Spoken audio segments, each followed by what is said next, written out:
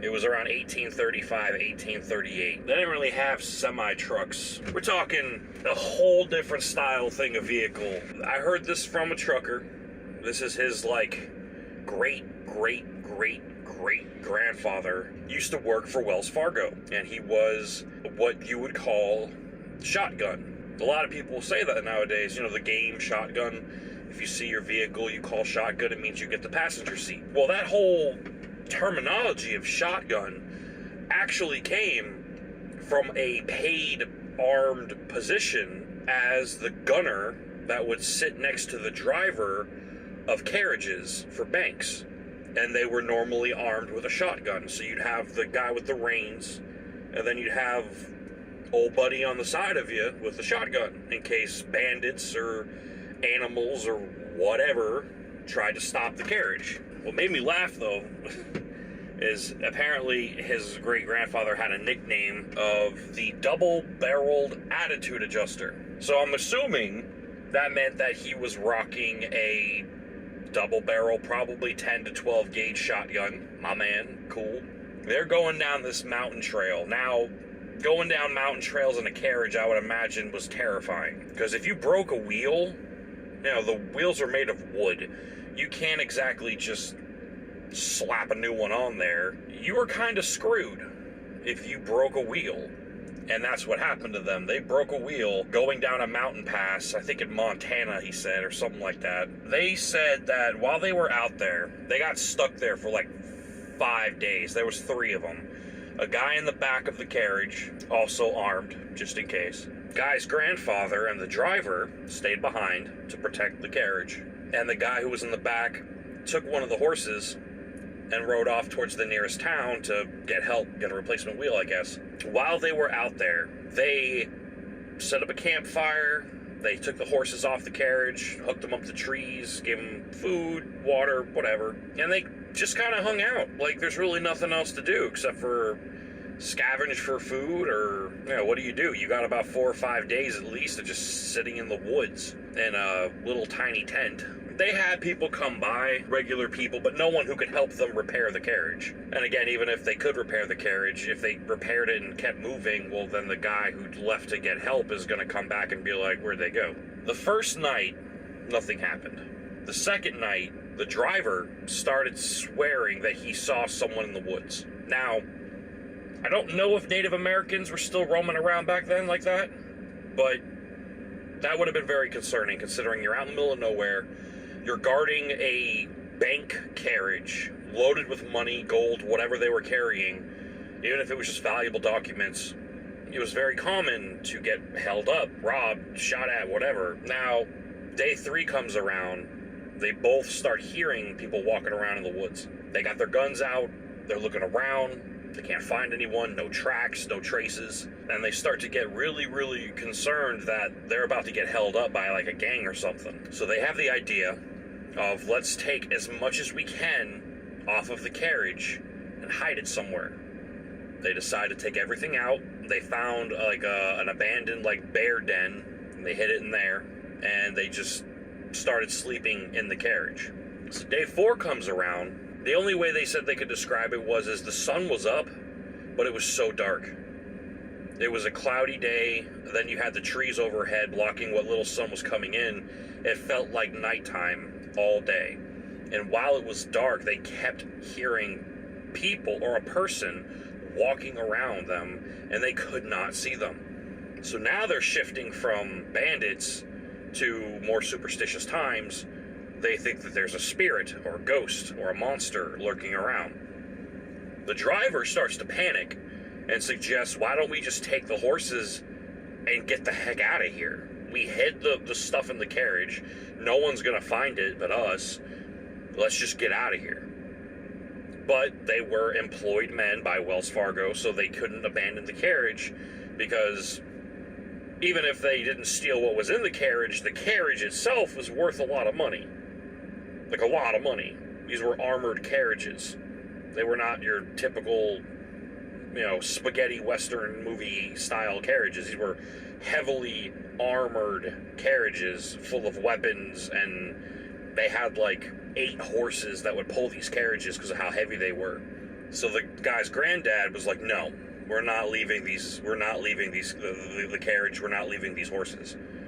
We'll never be able to pay the company back. If someone steals them, we'll be fired, or worse, we'll go to prison for abandoning our posts. Now, the guy who left was supposed to come back the next day. He was supposed to come back. He said it was about a 2-day ride out, about a 2-day ride back.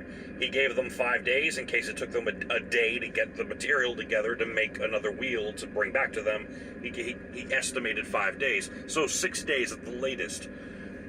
Day 5 comes around, and both the guys go outside of the carriage to just look around. The sun's coming up. Looks like a nice, peaceful day. But there's a man in a brown trench coat with a brown hat, but he's very pale. He's very thin. And there's a huge chunk of, like, the side of his shirt missing. And you can kind of see the guy's body underneath it, but his clothes were in shambles. There were chunks missing, but a big slice of the shirt and the trench coat was missing, like, right around the side. So they, of course, start asking him questions. Where'd you come from? Why are you here? What happened to you? You look like shit. What's going on? The guy just quietly didn't reach for anything. He just talked to them and was like, hey, I'm lost. I've been trying to get out of these woods for weeks. Can you please tell me how to get out of here? The guy's granddad and the driver look at him like, how has he been lost out here for weeks with no food and no water, no horse? He looks near death. How? How is he still alive if he's really been out here for weeks? So they immediately assume that it's a ploy and they're about to get robbed. So they immediately pull their guns out. They point them at this guy and they tell him, you know, if you've got a gang or something, you better tell them to leave us alone or you're the first one who's going to eat a bullet. The guy swears he's not part of a gang. He was traveling and he went to sleep and he can't remember what happened. He woke up and his tent was gone and his horse was gone and his provisions were gone, and you know, he doesn't remember what happened. He just remembers going to bed and trying to get out of the woods. So he claims to have been stuck in these woods for weeks. So they were like, are you the one that we've been hearing walking around the past couple of days, scaring the hell out of us? He's like, maybe. I didn't know you guys were here. He's like, we had a fire burning. We were talking. You couldn't hear us? He's like, no, maybe it wasn't me. Anyway, they put their guns down. They realize the guy's probably telling the truth. He doesn't look like a threat. He looks like he's about to drop dead where he is.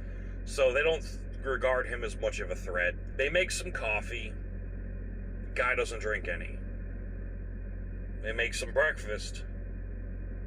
Guy doesn't eat anything. For someone who's been trapped out in the woods for weeks, you ain't hungry? You ain't thirsty? It's a little weird. So the driver, who is a very die-hard religious person, starts to think the guy's a ghost, or a monster, or a creature, or a demon, or something. But his grandpa, being a more logical person, starts to not agree with him, but be like, yeah, this dude's weird. About halfway through the day, they lose track of where the guy is. He's gone.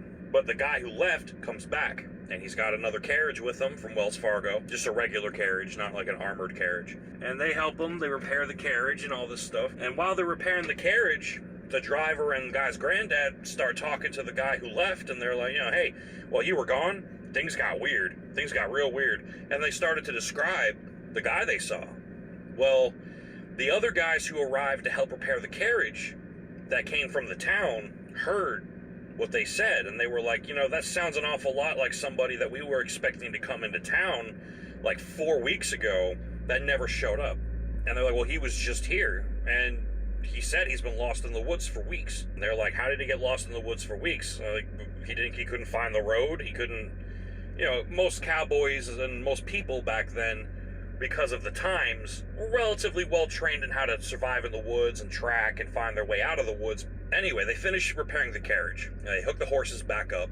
Bodie's granddad's like, hey, wait, we gotta go back to the bear den and get the stuff and put it back on the carriage. So all the guys get together, and they're like, yeah, we'll help you. We'll get you back on the road as fast as possible. They go to the bear den, and this time, there's a bear in the bear den. So they panic. They, of course, kill it. They shoot it, They got to get their stuff. This thing won't let them in. They got to... different times, So, they kill the bear. The guys who were going back into town were like, we'll take it. We'll eat it. We'll skin it. No sense wasting a good black bear or brown bear or whatever kind of bear it was. But when they pull the bear corpse out and they get all the stuff and go to put it back on the carriage, they realize that it was too dark the first time they were in there, but further back in the bear den was a body of a man in a brown trench coat next to a brown hat that had a big chunk of meat and bone missing. The bear killed this guy. Apparently, what they're guessing is, based on them searching around the area, they found a campsite with a broken rein for a horse on a tree, a campfire, and a torn up tent. And what they're assuming happened is guy went to sleep, got eaten by a bear in his sleep. So who the fuck were they talking to all that time? Now granted, this is an old story, but that sounds on par with the Vanishing hitchhiker-esque style stuff, does it not? I thought that was interesting. The second story, before I let y'all go, is a bit shorter, but this guy was telling me that his trainer told him a story about him driving down, he said, I think it was I-24, and there was a side street that he had to pull off of to get to a truck stop. And as he was going down, he saw someone walking towards the truck stop. Thought nothing of it. No need to give him a ride. He's at the truck stop. He swears to God that he went inside the truck stop, got food, used the bathroom. As he's walking back to his truck, he sees the same guy walking in the same direction, in the same spot, same clothes, same pace. He's figured, okay, maybe he's just walking back and forth. Maybe he's a trucker exercising. Very common. I do it, What he said was weird, though, was the guy was walking kind of funny. He didn't notice it the first time. The guy was walking weird. So he gets back in his truck. He's messing around on his phone. Eats his food. Looks up like an hour later.